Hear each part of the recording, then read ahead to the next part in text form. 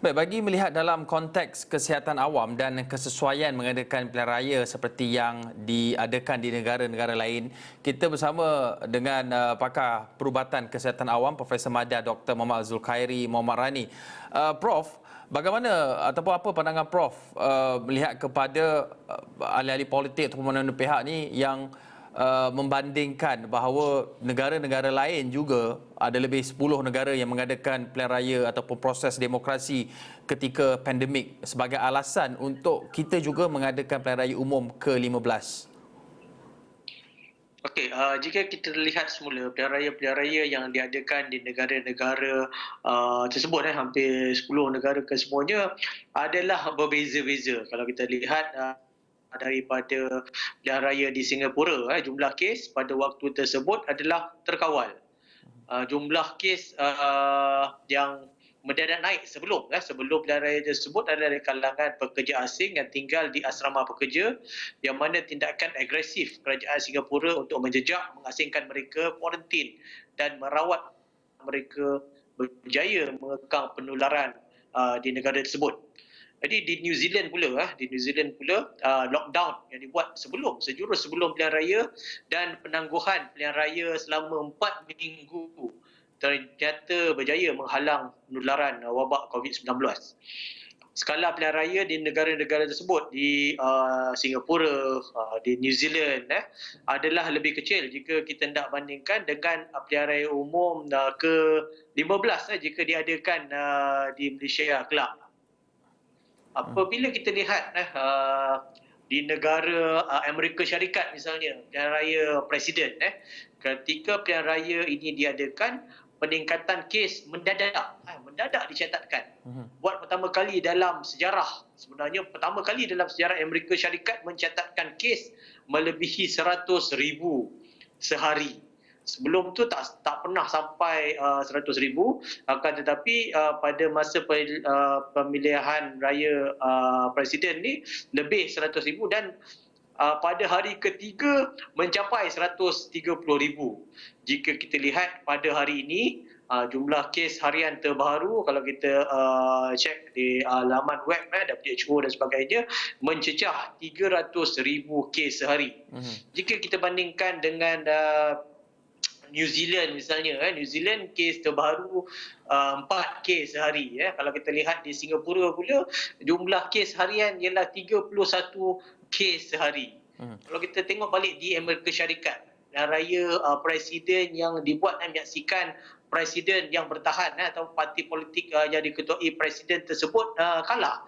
Dan di antara sebab-sebab kekalahan ialah rakyat tidak percaya cara beliau mengatasi dan menangani masalah COVID-19 ini. Ya. Konteks sesebuah negara mengadakan pilihan raya dan angka jangkitan COVID itu berbeza-beza bagi setiap negara. Singapura, New Zealand mungkin keadaannya lebih baik tetapi tidak Amerika Syarikat. Tetapi dalam konteks di negara kita ini, di Malaysia, kita lihat pilihan raya negeri Sabah telah menjadi bukti ataupun bermulanya gelombang ketiga COVID-19.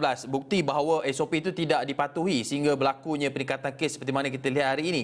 Bagaimana kita boleh mempelajari dari pengalaman lalu soal pematuhan ataupun pelaksanaan SOP dalam melaksanakan ataupun mengendalikan pilihan raya? Okey, betul. Jika kita lihat pilihan raya di Sabah telah membuktikan bahawa peningkatan kes yang berlaku bukan hanya di negeri Sabah, tapi kluster-kluster yang wujud selepas itu di Semenanjung Malaysia terjadi akibat di kalangan mereka yang melakukan perjalanan ke Sabah, balik ke Semenanjung dan menyebarkan kes yang menyebabkan kluster-kluster baru yang ada bah apa semua.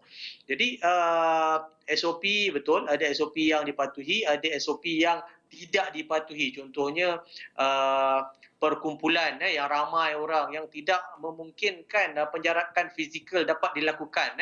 Kalau kita tengok gambar-gambar ataupun kita tengok footage untuk kempen bersalaman, tidak memakai pelitup muka misalnya, meningkatkan lagi risiko penularan.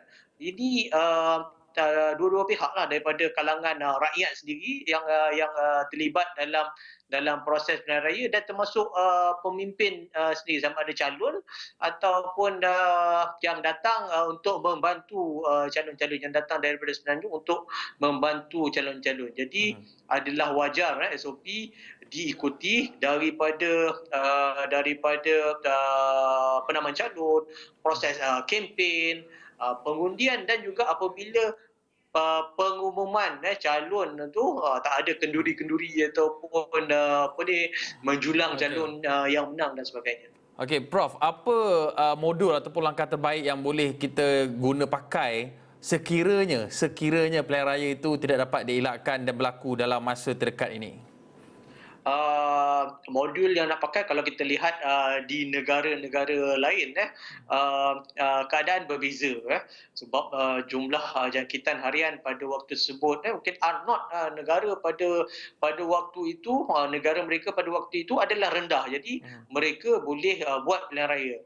Tetapi kalau kita lihat di Singapura misalnya, mereka menambah baik sistem pilihan raya, iaitu pendaftaran pengundi secara online, dan pengundi hanya melakukan pengundian dan masukkan dalam ballot box saja, peti undi saja, dan kemudian balik, dan proses pengundian itu dipanjangkan sehingga jam 10 malam. Jadi lama prosesnya untuk mengurangkan kesesakan.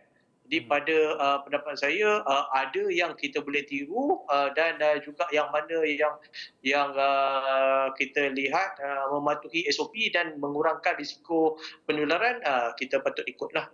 Tapi tidak ada yang satu-satu negara kita tiru bulat-bulat, tidak ada lagi. Prof, penggunaan vaksin baru saja diluluskan oleh MPRA, dan adakah sesuai untuk kita laksanakan pilihan raya sebaik saja kita sudah mendapat fasa pertama ataupun kedua bekalan vaksin? Okey, pada pendapat saya, betul jika vaksin telah sampai di tanah air kita, dan paling kurang 60 ke 70% rakyat Malaysia telah dapat vaksin ini. Pada waktu tersebut bolehlah pilihan raya dilakukan. Tapi kita perlu ingat, kenapa saya cakap 60 ke 70%, kerana kita hendakkan imuniti kelompok, ataupun dalam bahasa perubatannya disebut herd immunity itu berlaku. Maksudnya yang mana yang telah mendapat imunisasi dilindungi, dan juga mereka yang belum dapat imunisasi turut terlindung juga. Jadi kalau kita lihat berdasarkan kajian, iaitu untuk COVID-19 ini, sekurang-kurangnya 60 ke 70% daripada populasi diberikan vaksin, barulah imuniti kelompok ini berlaku.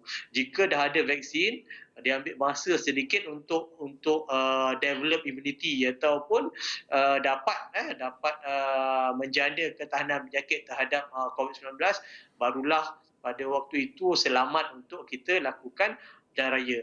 Dan juga pada waktu tersebut kita patut lihat nilai R0. Kalau kita lihat nilai R0 semasa ialah 1.12, dan kita jangkakan jika tak ada intervention, maksudnya tak ada vaksin, tak ada SOP pun masih macam biasa juga, ada yang patuh, ada yang tak patuh, jumlah kes harian boleh meningkat 3,000 sehari pada awal bulan Februari ini. Dan juga nilai R0 yang sama boleh mencecah, kes boleh mencecah 8,000 sehari pada bulan keempat, bulan Mei. Jadi sangat-sangat menakutkan.